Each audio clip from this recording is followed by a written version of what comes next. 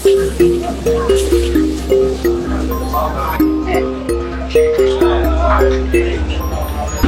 மக்களே, welcome back to our channel. இன்னைக்கு வந்து பாத்தீங்கன்னா நம்ம ஒரு பழமையான மெஸ்க்கு தான் வந்திருக்கோம். எனக்கு வந்து த்ரோட்டும் சரியில்லை, ஒரு 4-5 நாளா செம்ம ஃபீவர், பெட்லேருந்து எழுந்துக்கவே இல்லை. முன்ன பின்ன இருக்கும் வீடியோல, நான் டல்லாவே உட்காந்துட்டு இருந்தேன். சரியா பேசலாம் அப்படின்னா கோச்சிக்காதீங்க, எனக்காக வேண்டிக்கோங்க சீக்கிரமா சரியாகணும்னு. வீடியோ இல்லாத காரணத்தினால நான் வந்துட்டேன். எனக்கு வாய்ஸுமே ரொம்ப ஐயாலாம் பேச முடியல. ஸோ ஆரம்பத்திலேயே வந்து சொல்லிடுறேன் உங்ககிட்ட. சரி, நம்ம வந்து வேலையை பார்ப்போம். எங்க வந்திருக்க அப்படின்னு பாத்தீங்கன்னா மயிலை கபாலீஸ்வரர் மெஸ்க்கு தான் நம்ம வந்திருக்கோம். இது கோயில சுத்தி இருக்கிற ஒரு இடம் தாங்க. நம்ம சாமி கும்பிட்டுக்கிட்டே அப்படியே பிரேக்ஃபாஸ்ட் சாப்பிட்டுட்டு போலாம். சுப்பிரமணியம் குருக்கள் காலனி மந்தவெளியில லொக்கேட் ஆயிருக்கு. உங்களுக்கு லேண்ட்மார்க் நாதன் ஸ்வீட்ஸ்க்கு பக்கத்திலேயே இருக்குங்க.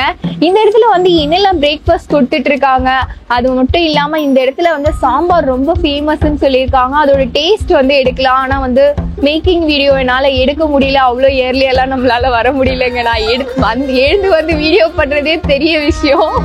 சரி, நம்ம வீடியோக்குள்ள போய் டேஸ்ட்லாம் எப்படி இருக்குன்றத பாத்துடலாமா?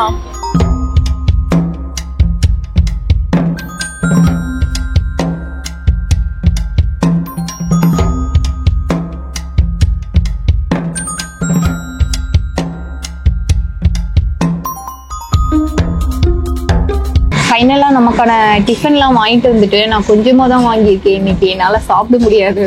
என்னெல்லாம் வாங்கியிருக்கேன்னு பாருங்க. கொஞ்சம் பொங்கல் வாங்கியிருக்கேன், பூரி, இட்லி, வடை, 2 வகை சட்னி, பூரி கிழங்கு வாங்கியிருக்கேன். சட்னிலாம் பாருங்க செம்ம திக்காக இருக்கு. கூடவே வந்து அவங்களோட ஃபேமஸ் பூண்டு தோசை பெருசாக ஊற்றி கொடுத்துருக்காங்க. முடிஞ்ச அளவுக்கு சாப்பிட்டுட்டு கேமரா அண்ணான்னு பக்கம் தள்ளிடலாம். சாம்பார் மட்டும் ஊற்றிட்டு வரல, ஏன்னா வந்து பூரியை முதல்ல சாப்பிடுவோம். புசு புசு புசுன்னு இருக்கு பூரி. இல்லை இன்னைக்கு ஆயில் ஐட்டம் நிறைய சாப்பிடக்கூடாது, இருந்தாலும் என் நாக்கு வந்து வேணுங்குது. உங்ககிட்ட எல்லாமே திக்காக தான் இருக்கும் போலியே. உருளைக்கிழங்கும் அப்படிதான் இருக்கு.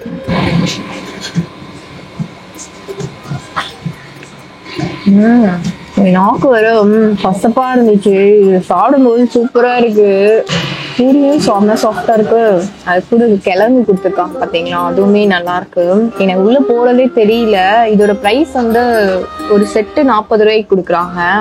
ஓவராலாம் பிரைஸ் இல்லை, எல்லாமே நம்ம ரீசனபிள் ரேட்டா தான் இருக்கு. இந்த இடத்துல கிழங்குல வந்து சோம்பெல்லாம் போட்டு தாளிச்சிருக்காங்களா, அது ஒரு மாதிரி ஃபிளேவர்ஃபுல்லா இருக்கு. ரொம்ப எப்பவுமே கடலை பருப்பு ஃபிளேவர் தான் இருக்கும் நிறைய. இது வந்து கொஞ்சம் நல்லா இருக்கு. 4 நாளா சோறு தண்ணி இல்லாம திரும்ப அழைச்சி போயிட்டேன்ல.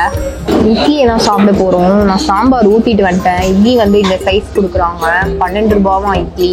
எல்லாம் சாஃப்டா இருக்கேப்பா இட்லி, ஆறிடுச்சு இருந்தாலுமே சாஃப்டா இருக்கு. இவங்ககிட்ட வந்து சாம்பார் நல்லா இருக்கும்னாங்க. இது என்ன சாம்பார், பரங்கிக்காலாம் போட்டிருக்காங்களா? ஆமா போட்டிருக்காங்க, குட்டி குட்டியா அரிஞ்சு போட்டிருக்காங்க.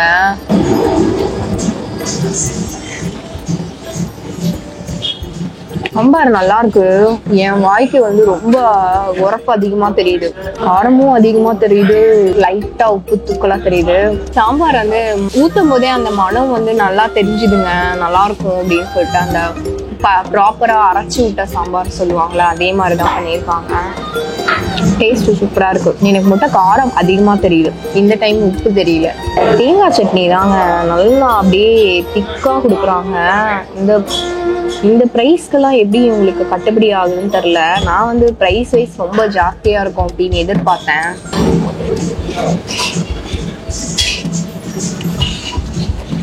நல்லா இருக்கு. தேங்காய் சட்னி வந்து உடச்சக்கல்லாம் நல்லா போட்டு, பச்சை மிளகா தூக்கலா போட்டிருக்காங்க. காரம் அதிகமா தெரியணுன்றதுக்காக பச்சை மிளகா ஜாஸ்தியா போட்டிருக்காங்க. நல்லா இருக்கு. இவ்வளவு திக்காலாம் இருந்தா எனக்கு ரொம்ப பிடிக்கும் சட்னியோட டேஸ்ட்.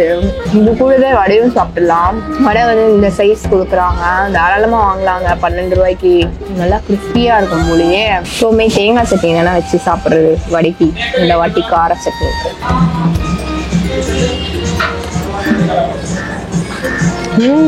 வடை சூப்பரா இருக்கு.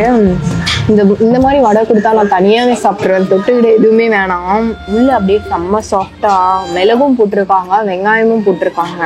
இன்னைக்கு என்னன்னு தெரியல, பூரியும் வடையும் என் வாய்க்கு ரொம்ப டேஸ்டா இருக்கு. ஏற்கனவே எனக்கு தூங்கணும் தான் தோணுது. இன்னும் இந்த பொங்கலை சாப்பிட்டு வீட்டுக்கு போய் நல்லா தூங்க போறேன். ஆக்சுவலி வந்து அவங்க நல்ல ஒரு ரெண்டு ரைஸே தெரியாம ஒரு நல்ல ஒரு கன்சிஸ்டன்சி தான் கொடுத்துருக்காங்க. பொங்கல் பொங்கல் மாதிரியா இருக்கு, ஏன் வாய்க்கு வந்து அது பிடிக்கல. பூண்டு தோசையை மட்டும் தான் பாக்கி வச்சிருக்கேன். இந்த பூண்டு தோசை வந்து 70 ரூபாய்க்கு கொடுத்துட்டு இருக்காங்க. பொங்கல் வந்து அதே 40 ருபீஸ் தான் கொடுக்குறாங்க. பொங்கலோட ப்ரைஸ் சொல்ல மறந்துட்டேன். பூண்டோட கிரேவியை நல்லா ஸ்ப்ரெட் பண்ணி இது ஒரு ஆள் சாப்பிட்டாலே போதுன்ற ஆயிடும் போல.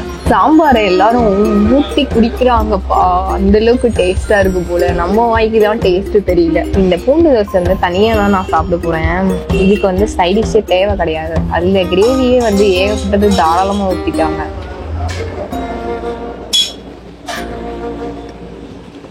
அந்த பூண்டையும் வரமிளகாவையும் நல்லெண்ணெயில வந்து வதக்கி அரைச்சிருக்காங்க.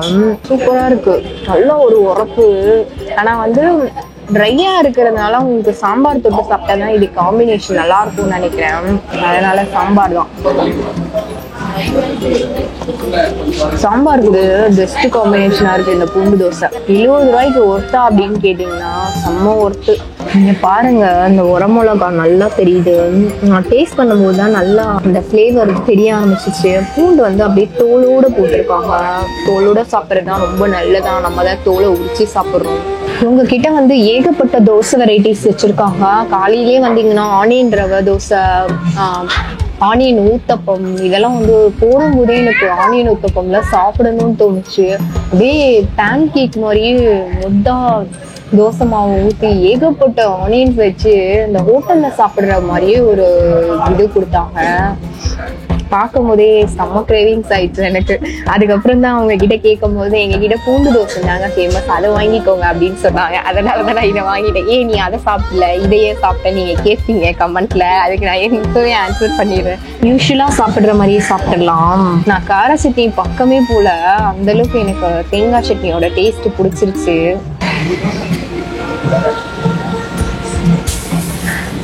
என்னதான் இருந்தாலும் எனக்கு தேங்காய் சட்னி தான் ரொம்ப பிடிச்சிருக்கு. என் வாய்க்கு வந்து கரெக்டா இருக்கு தேங்காய் சட்னி. இங்க வந்தீங்கன்னா தேங்காய் சட்னியை மிஸ் பண்ணாம ட்ரை பண்ணுங்க. நான் அப்படியே வந்து பொறுமையா சாப்பிட்றேன். ரொம்ப சாப்பிடும் போது எனக்கு இரும்பல் ஆட்டோமேட்டிக்கா வந்துடுது. தொண்டை வேற கேட் போட ஆரம்பிச்சிடும். இருந்தாலும் வந்து உங்களுக்கு வந்து சொல்லிடுறேன், எனக்கு ரொம்ப பிடிச்சது அப்படின்னு பார்த்தீங்கன்னா பூரியும் வடையும் சான்ஸ் இல்லை, சூப்பரா இருந்துச்சு. மஸ்ட் ட்ரை நான் சொல்லுவேன். அதே மாதிரி அந்த பேன் கேக்கை மறக்காம ட்ரை பண்ணுங்க, ஆனியன் ஊத்தப்பம். ஏன்னா வந்து எனக்கு கோல்டும் ஃபீவரும் அதிகமா இருந்தது. ஏற்கனவே ஆனியன்லாம் சாப்பிட்டா இன்னும் ஜாஸ்தி ஆகிட போதுன்னு தான் நான் அவாய்ட் பண்ணிட்டேன். கண்டிப்பா அதை பார்க்கும் போதே சாப்பிடணும்னு தோணுச்சுன்னா கண்டிப்பா டேஸ்ட்டுமே நல்லா இருக்கும்.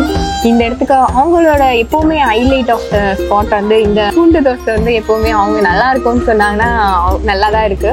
பட் வந்து நான் என்னோட பர்சனல் ஃபேவரட் அப்படின்றது இதுதான். கண்டிப்பா ட்ரை பண்ணுங்க.